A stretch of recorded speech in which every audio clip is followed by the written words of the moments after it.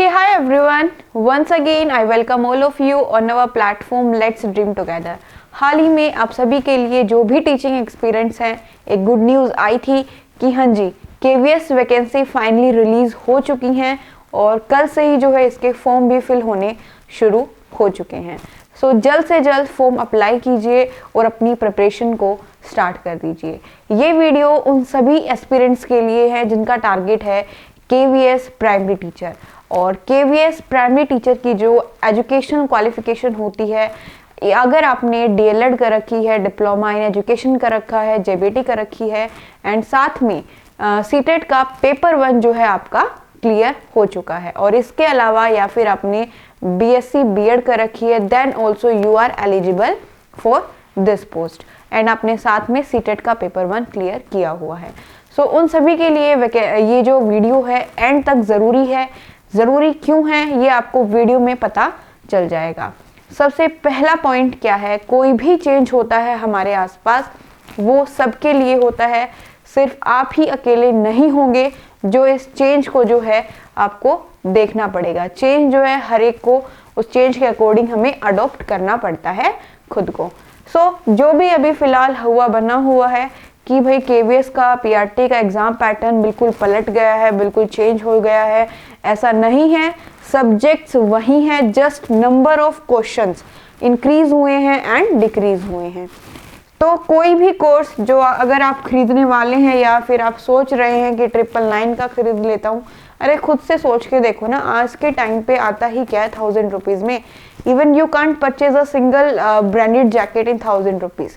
सो तो आपको क्या करना होगा, 999 का कोर्स खरीदने से पहले एक बार खुद से इस वीडियो को देखिए और उसके बाद सिलेबस को एनालाइज करिए डीप में और फिर जज कीजिए कि क्या कोई ऐसा टॉपिक है जो आपने आज से पहले नहीं देखा हो या फिर कुछ नया टॉपिक जो है डिस्कवर हुआ हो और वो आपके सामने रख दिया गया है। अगर ऐसा नहीं है तो सिर्फ फोकस कीजिए उन टॉपिक्स को, कौन से बुक से हम पढ़ सकते हैं एंड यूट्यूब पे फ्री में हम कहाँ से सोर्सेज अवेल कर सकते हैं।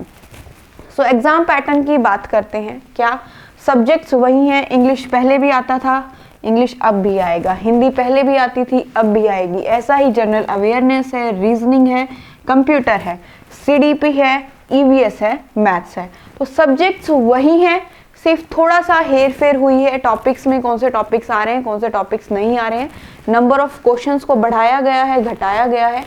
इसके अलावा कोई भी ऐसा चेंज नहीं है। तो सबसे पहले प्रॉमिस कीजिए इस वीडियो को देखने के बाद आप बिल्कुल भी डरेंगे नहीं कि सिलेबस चेंज हो गया है, कैसे होगा, कैसे कर पाएंगे, जॉब मिलेगी या नहीं मिलेगी। जॉब मिलेगी या नहीं मिलेगी उस पर फोकस मत करिएगा, फोकस ये रखिएगा कि सिलेबस को एक बार सिलेबस की स्टडी करो, उसकी एक अच्छे से ब्राउन स्टडी करो, आप उसको डीप में एनालाइज करो कि कौन सा टॉपिक पूछा गया है।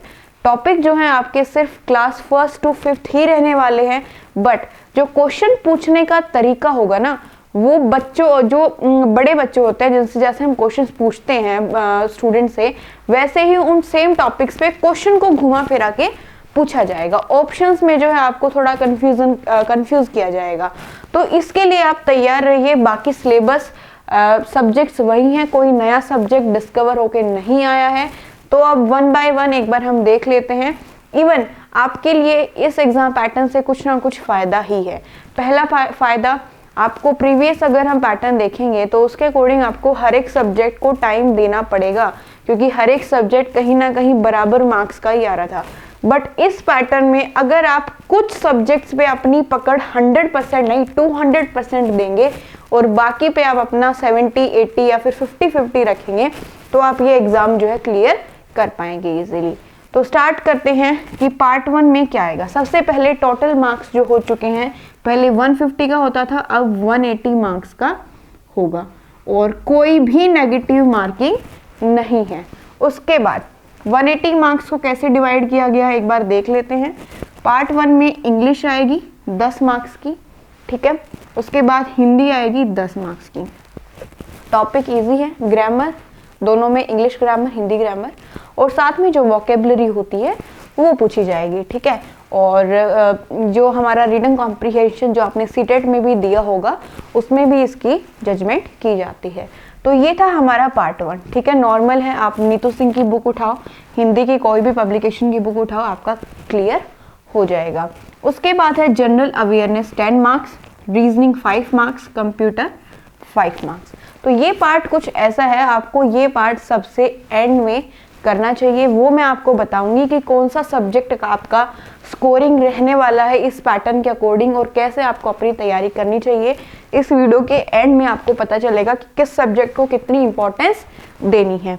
उसके बाद पार्ट 3 आ जाता है child development and pedagogy, 60 marks की।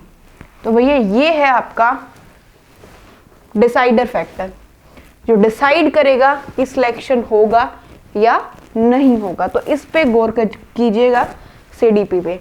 उसके बाद इसमें बड़ा कंफ्यूजन है, सब्जेक्ट कंसर्न 80 मार्क्स का हो गया। कितने मार्क्स का हो गया है? 80 मार्क्स का हो गया है। लेकिन कहीं भी ये मेंशन नहीं है कि इन 80 मार्क्स का डिवीजन कैसे है। बट 4 ही सब्जेक्ट दे रखे हैं, इंग्लिश, हिंदी, मैथ्स और ईवीएस। तो इसके अकॉर्डिंग हम आइडिया लगा सकते हैं कि हर एक सब्जेक्ट जो है आपका 20 मार्क्स का आ सकता है। 20 × 4 80 मार्क्स। तो इस तरह से सब्जेक्ट कंसर्न को डिवाइड किया गया है। आई होप आपको यहाँ तक क्लियर हो गया होगा। और अब सबसे पहले इंपॉर्टेंस किसको देनी है, कौन से सब्जेक्ट को देनी है, ये आप देख लीजिए। सबसे पहले आप इंपॉर्टेंस देंगे सीडीपी को।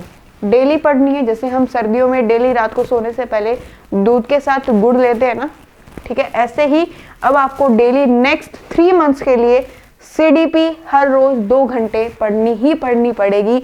और सीडीपी जो है आपका इस एग्जाम के लिए स्कोरिंग सब्जेक्ट है।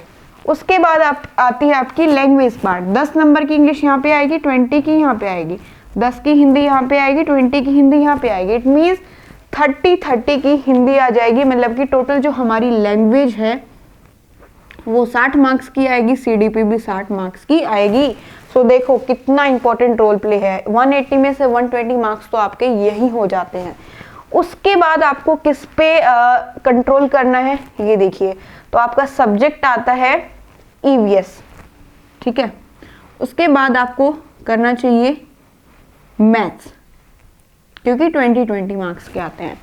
सबसे लास्ट में फिर आपको देना चाहिए अपना जीए, जनरल अवेयरनेस। और मेरा जो 6 सेंस बोल रही है, इसमें जो 10 क्वेश्चंस होंगे आपके मोस्टली करंट अफेयर्स के ही आपको मिलने वाले हैं। लास्ट 6 मंथ में कौन कहाँ का नया प्रेसिडेंट बना है, पीएम बना है, ठीक है, और कौन से दिन हम कौन सा डे सेलिब्रेट करते हैं, उसकी थीम क्या थी। तो ऐसे क्वेश्चंस जो है इस 10 मार्क्स में मोस्टली पूछे जा सकते हैं। 99% जो है ये मेरी 6 सेंस के अकॉर्डिंग मेरे को लग रहा है। और उसके बाद जो आपकी रीजनिंग है, ठीक है, इसके बाद आपको करनी चाहिए जीए, और फिर उसके बाद लास्ट में रीजनिंग और कंप्यूटर। तो इस सीक्वेंस में आपको अपने स्कोरिंग सब्जेक्ट्स हैं। अगर मैं तैयारी करती तो मैं ऐसे ही करती, और श्योरली मेरा जो 6 सेंस बोल रही है मैं इस एग्ज़ाम को क्लियर कर पाती अगर मैं इसको ऐसे ही इसी सीक्वेंस में पढ़ती और हर एक सब्जेक्ट के हर एक टॉपिक में से एक बार गो थ्रू हो जाते। सो फॉलो कीजिएगा इस वीडियो में दी हुई हर एक गाइडलाइन को। एंड मेरा इसमें कोई भी इसमें मेरा प्रॉफिट नहीं है। I am just guiding all of you, ताकि आपके घर में एक नौकरी लगे आपकी, और आपकी फैमिली जो है काफ़ी खुश हो जाए। So keep doing your hard work, never rely on others. जहाँ से सही सलाह मिले वहीं पे रहिए। अगर आपको फील होता है कि we are not getting right guidance, then तुरंत वहाँ से जो है आप चले जाइए, ठीक है। सो कोई भी कंपल्शन नहीं है आप किसको फॉलो करेंगे किसको नहीं करेंगे, बस लूटने वालों से दूर रहिए। ये 9999 यार मिलता क्या है इतने में, जो आपको क्या क्यों लगता है कि आप एक बार 1000 रुपये का कोर्स परचेज कर लोगे, क्या कोई गारंटी दे रहा है आपको कि आप एग्जाम क्लियर कर पाएंगे?